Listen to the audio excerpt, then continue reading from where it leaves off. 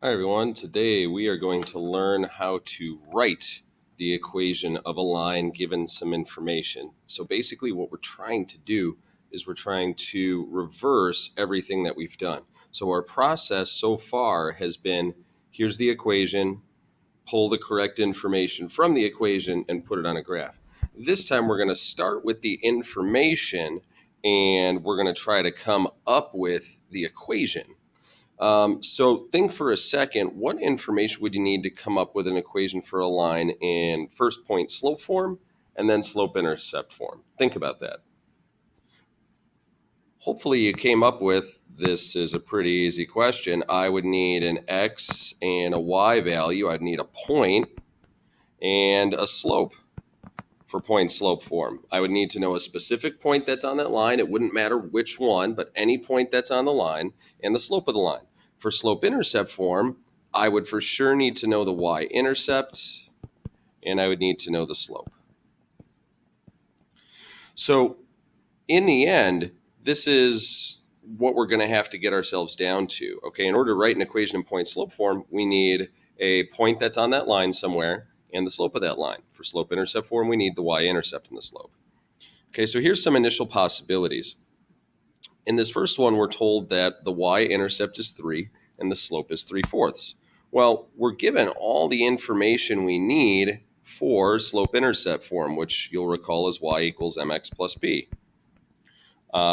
Take a second and try to write that equation in slope-intercept form.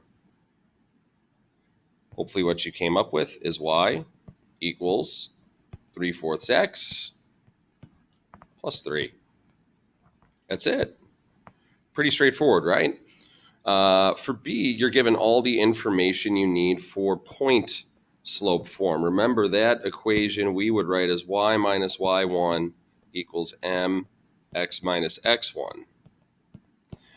See if you can come up with that equation. Hopefully what you came up with is y plus 2 equals negative 4 over 5 x minus 3. The big important things there when putting an equation into point slope form, I remember that's an x value and that's a y value, and that you need to put the opposite values in there, because if you were to then plug that value, that point, in for your x and y in your newly created equation, it should create an equation that says 0 equals 0.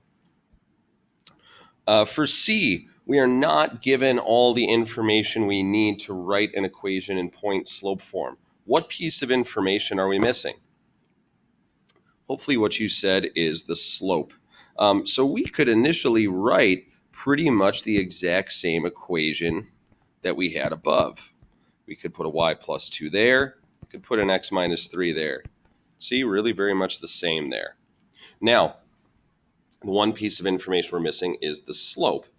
We can't just use the other point as a slope because that's a location, but we have 2 points on our graph, and you should be able to figure out the slope between those 2 points. You could put them on a graph and you could count the rise over run, but better would probably just be to either manually or using some subtraction calculate the change in y over the change in x. So from negative 2 to 6, my y values go up 8. And from 3 to 5, my x values go up 2. 8 over 2 simplifies to 4, so I have a slope of 4. See what I did there? I just looked at my y values, okay, which were negative 2 and 6. I saw that they went up 8. I looked at my x values, which went from 3 to 5, saw that they went up 2, and I just made that into a fraction. D is an exceedingly tricky problem. This looks like slope-intercept form, but it's not. Why not? Hopefully what you came up with is that we're given the x-intercept and not the y-intercept, okay? There is an easy way, though, that you could deal with this. You could write the x-intercept as 5, 0.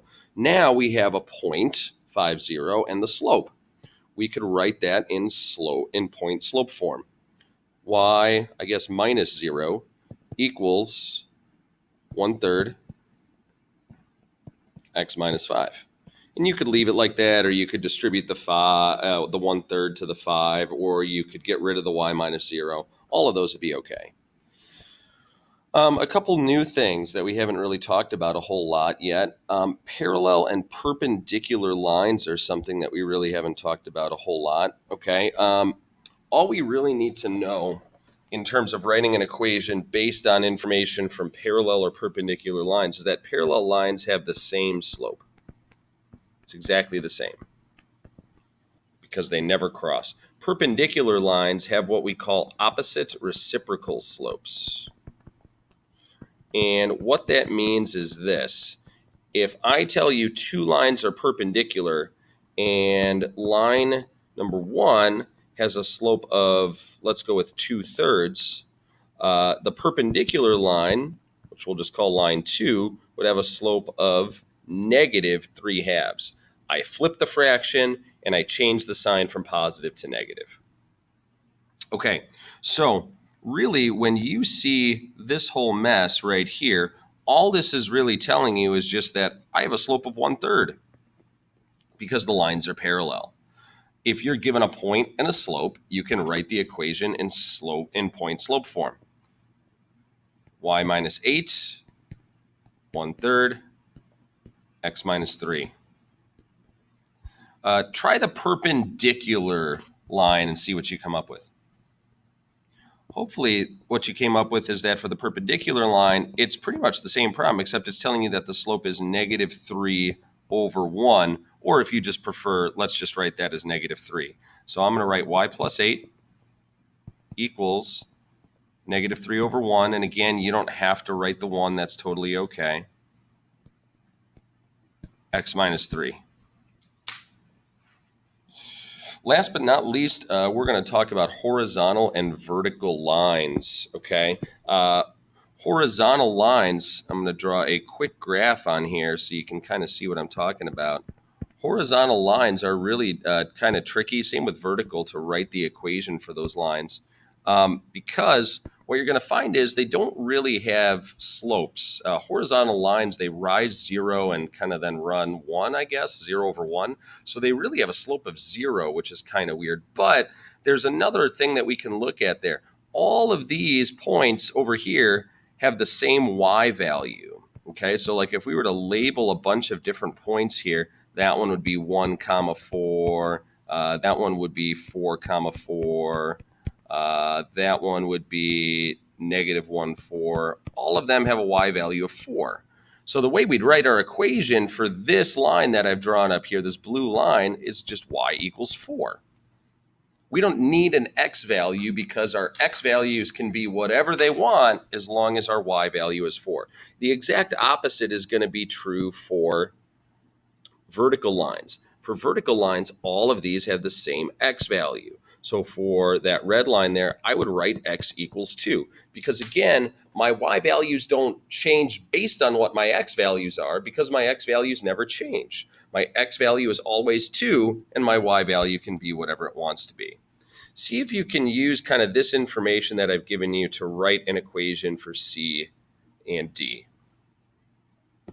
Hopefully what you came up with for C is that it's y equals 1. Again, we don't need an x value because the y values are never going to change and always going to be 1, and the x values can be whatever they want to be. Kind of the opposite for D. For D, hopefully what you came up with is x equals 3.